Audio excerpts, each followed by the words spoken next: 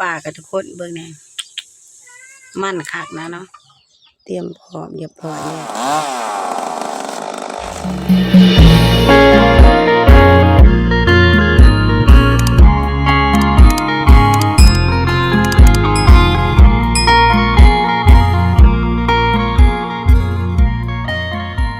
สบายดีพ่อแม่พี่น้องเนาะยินดีต้อนรับเข้าสู่2แม่น้องมิวหากินแบบวิธีลาวเนาะมาพอกับแม่น้องมิวมื้อนี้ก็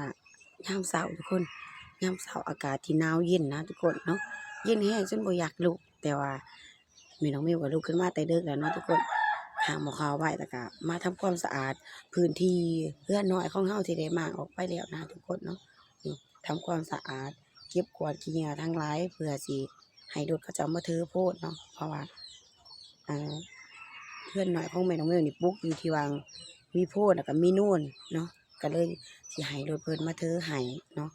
แล้วก็ดังไฟจูดขี้เหงื่อตื่นมาหลอกสาวทุกคนมาออกมาแล้วก็18นะทุกคนจากที่เป็นเพื่อนในหน่อยหลังหะเนาะทุกคน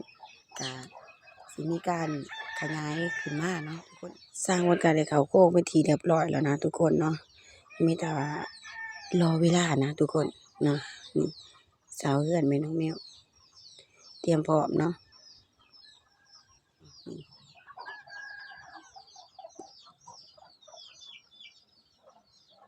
กะสีย่อวางเก่านะนี่แล้วมื้อนี้พอน้องมิวเพิ่นก็สิได้ทำการปั๊มต้นไม้ที่ว่าไก่กระบอนเฮาที่ปลูกเพื่อนใหม่นะทุกคนมันไก่หลายเนาะเอาไว้ก็มีความเสี่ยงหลังจากที่ทำความสะอาดเดินบ้านเรียบร้อยนะทุกคนแม่น้องมิวก็สิมาดูแลแม่ทุกคนคือว่าเมื่อวานนี้แม่เพิ่นได้ไปใส่เลนส์ตาใหม่นะทุกคนอยู่โรงหมอเนาะกำลังมาเมื่อคืนนี้แล้ว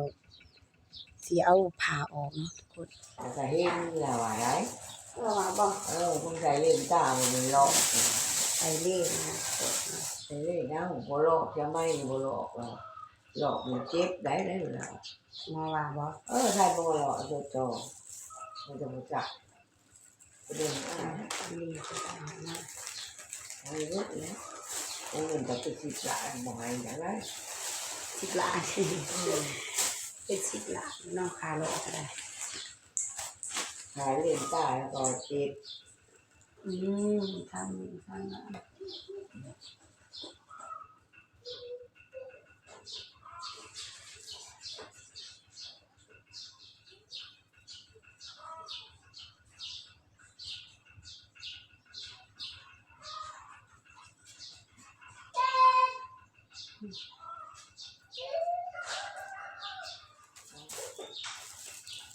cái đó là lọt rồi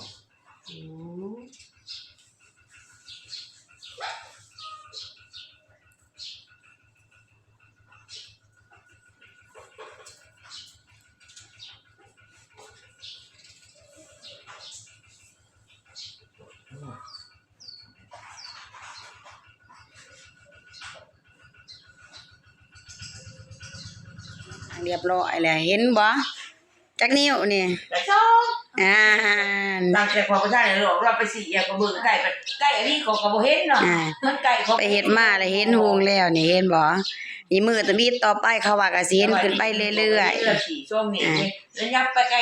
ก่ที่เห็นบ่แม่บ่ของบ่เห็น งานของเฮาก็มื้อนี้แม่น้องมิวสิป่นปลาแห้งนะป่นปลาปูพวกเพิ่นไปหามาเลยเนาะสิค้างแล้วก็สิตำป่นนะส่วนนี้ก็ต้มกบนะทุกคนนี่ต้มกบให้แม่ตัวนี้เนาะให้เพิ่นสดหอนๆแม่น้องมิวดีใจนะทุกคนที่เพิ่นเห็นหูเนาะไปใส่เลนตาทุกคนบ่ได้ลอกนะไปใส่เลนเอากำลังมาเมื่อคืนนี่แหละแม่น้องมิวก็เลยบ่ค่อยมีเวลาหาคลิปหาหยังเนาะสิได้ดูแลเพิ่นก่อนนะทุกคนมื้อนี้ก็พอน้องมิวเพิ่นก็สิเฮ็ดเวียกในเรือนนี่แหละเนาะซอยสร้างสิห้านต้นไม้ต้นตอกกาเกียมให้เพิ่นสิเคิงเฮือนเนาะยังบ่ทันได้มีเวลาไปป่าได้ทุกคนพุ่นแหละถ้าโอกาสมื้อใดว่างเนาะหรือว่าแม่เพิ่นดีขึ้นกว่านี้แม่น้องมิวก็สิได้ไปหาคลิปแต่ช่วงนี้ก็สิได้ดูแลเพิ่นก่อน บ่ได้ไปทางใดแหละนี่แหละทุกคนสาเหตุที่แม่น้องมิวบ่ค่อยมีคลิปไลฟ์คือเขาเจ้าเนาะได้เฮามีภาระนะทุกคนแล้วไปป่าไปดูนำทีมงานบ่ได้ก็เนาะนี่แหละแม่น้องมิวเป็นลูกสาวหลาเนาะได้อยู่ดูแลแม่เพิ่นก็เคยเห็นนั่นแหละทุกคนบ่เห็นหุงเนาะไปใส่เรียนตามมาแม่น้องมิวก็ได้ดูแลหาคลิปก็แถวบ้านเฮาไปใกล้ก็บ่ได้เนาะจังได๋ก็ฝากทุกคนเป็นกำลังใจให้แม่น้องมิวเนี่ยเด้อป้ากับทุกคนเบิ่งแน่มั่นคักนะเนาะแม่น้องมิวสิสู้เอากบให้เพิ่น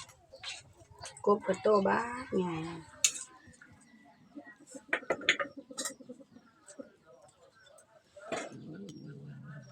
ในระหว่างนี้แม่น้องมิวใส่เพิ่นกินข้าวหุงก่อนนะทุกคน เอามาไปสิกินบ่กินบ่ แม่น้องมิวก็สิป่นปลาแห้งนะทุกคนปลาผู้นี่แซ่บได้แบะก็อยากก็แบะแล้วพุ่นสัตว์เลี้ยงก็หลายนะทุกคนแม่น้องมิวเลี้ยงม้าเลี้ยงแมวเลี้ยงลิงเลี้ยงแบะว่าแบะก็แม่มันบ่เอาอะนะทุกคนแม่มันถิ่มเฮาก็ได้เกลือนมแต่น้อยๆจนใหญ่เนาะอีต้นมันต้องเลี้ยงต่อไปแหละเลี้ยงจนใหญ่บ่แล้ว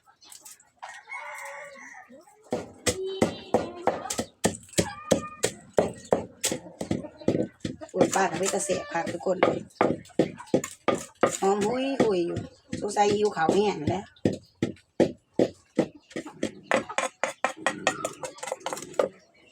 มาทุกคนกินข้าวน้ำกันมานี่กินปนป้าแห้งป้าปู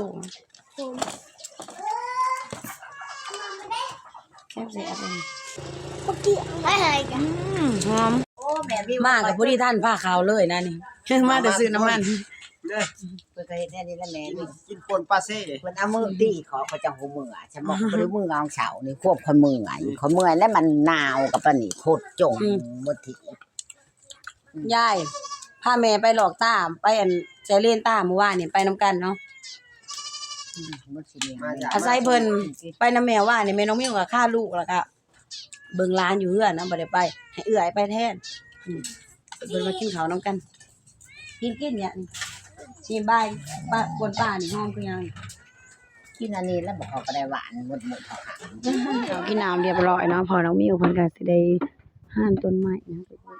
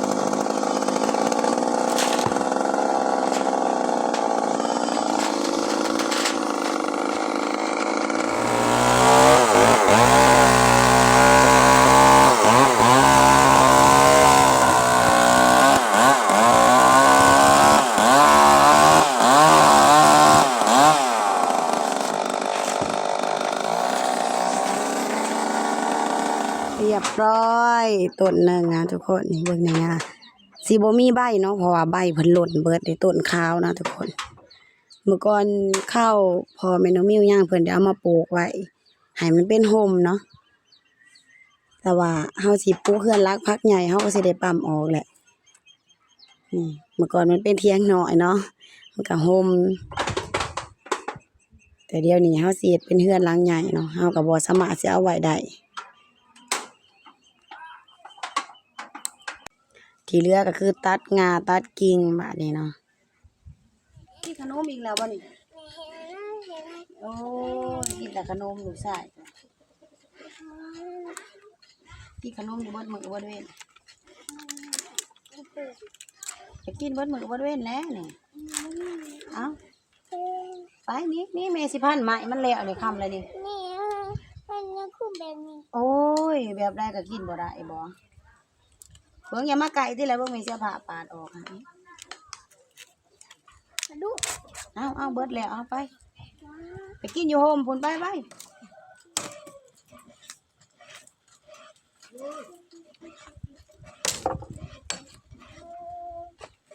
ผู้ดีได้เต้าหนึ่งนะนี่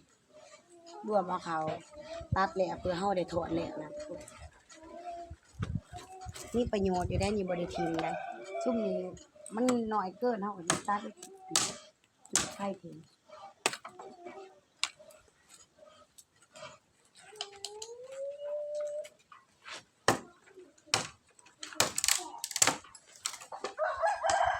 เพิ่น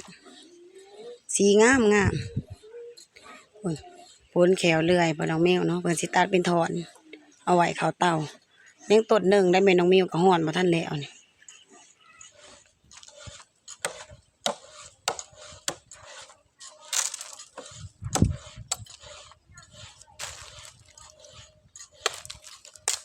เพื่อสิแล้วทุกคน2ต้นเนาะเอาไว้เฮ็ดพื้นเข้าเตาเนาะปวดเบิดแขนว่าผ้ามันบ่เข้าบ่แม่นหยังดอก นะแม่น้องมิวก็ได้เฮ็ดเวียกเพื่อนมานี่เนาะบ่มีหยังหลายทุกคนเวียกเพื่อนในบ้านในซ่านเฮานี่แหละเพราะว่าบ่ได้ไปหากินหาหยาดเนาะเฮายังค่าเวียกก็เบิ่งแม่นำทุกคนเนาะพู้นแหละถ้าวางเวียกจังสิไปหาคลิปหรือว่าหากินหาหยาดเนาะมาฮอดนี้ก็บ่มีหยังหลายทุกคนแม่น้องมิวก็สิปิดคลิปนี่ไว้เพียงเท่านี้ฝากติดตามคลิปต่อไปในเด้อทุกคนอาจสิบ่ได้